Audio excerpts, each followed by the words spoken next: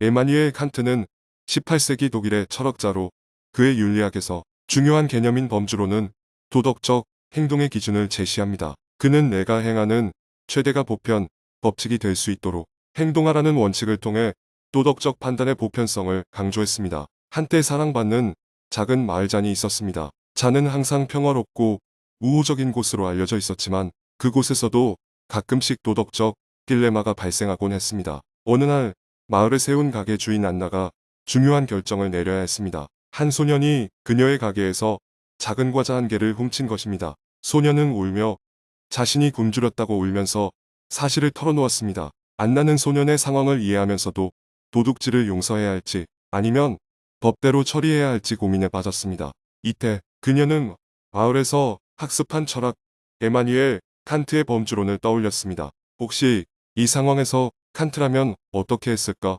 안나는 스스로에게 질문했습니다. 지지 않는 해처럼 그녀의 마음속에서 답이 떠올랐습니다.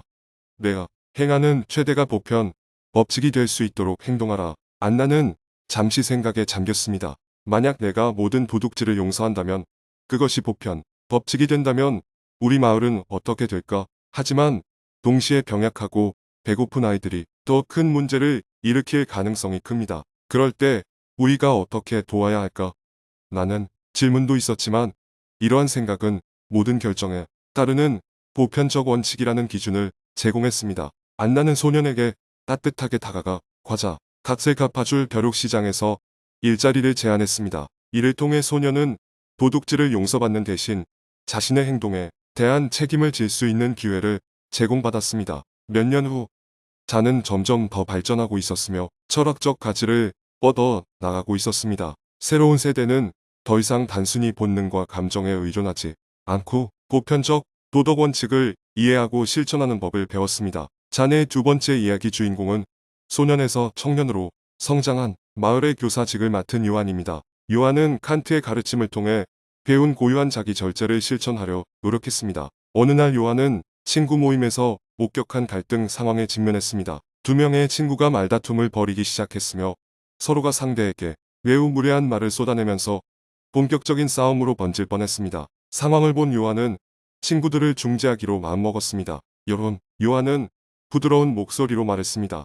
우리 모두 인간으로서 감정이 있고 때로는 곤경에 처할 때 감정이 격해질 수 있어. 그러나 우리는 서로를 존중하고 우리의 행동이 보편적으로 적용될 수 있는 도덕적 원칙에 따라 행동해야 해. 그는 칸트의 범주론적 명제를 인용하며 말했습니다. 만약 우리가 모든 갈등 상황에서 이성을 잃고 감정적으로 대응한다면 우리의 사회는 어떤 상황이 될까? 우리는 항상 우리의 행동이 보편, 법칙이 될 수 있는지 자문해 봐야 해. 요한의 차분한 설명과 함께 친구들은 자신들의 잘못을 깨닫고 사과를 했으며 원활하게 갈등을 해소할 수 있었습니다. 마을자는 시간이 흐를수록 더욱 번창하며 그 중심에는 칸트의 범주론을 실천하는 주민들이 있었습니다. 이윤 추구보다 도덕적 원칙을 따라서 공동체 정신을 실현하는 이들이 주축이 되어 다양한 사회 문제가 해결되었습니다. 마을의 장로 마리안나는 마을 공동체를 이끄는 역할을 했습니다.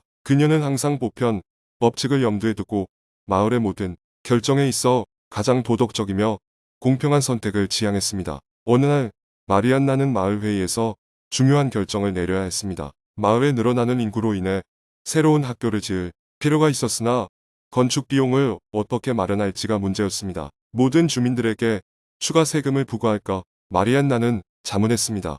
하지만 금방 떠오른 질문이 있었습니다. 모든 사람이 전 세계 어디서나 이런 추가 세금을 내야 한다면 그게 보편적으로 옳은가? 칸트의 범주론을 따르는 마리안나는 주민들에게 공평한 기회를 제공하는 방법을 찾기로 마음먹었습니다. 새로운 학교 건축을 위해 기부 캠페인을 열었고 많은 주민들이 기쁜 마음으로 기부에 참여했습니다. 이는 사람들에게 자발적으로 공헌할 수 있는 기회를 제공하고 동시에 강제적인 부담감을 주지 않는 공정한 방법이었습니다. 그렇게 모인 기금으로 새로운 학교가 건립되었고 모든 주민들이 자랑스러워했습니다. 그들은 자신들이 공헌한 결과물이 자녀들의 미래를 밝히게 되었다는 사실에 큰 행복을 느꼈습니다. 자네 이야기는 칸트의 범주론이 어떻게 실제 삶에 적용될 수 있는지를 보여줍니다. 칸트는 우리가 모든 행동을 할 때마다 그 행동이 보편, 법칙이 될 수 있는지를 자문함으로써 도덕적 판단의 기준을 세우라고 가르쳤습니다.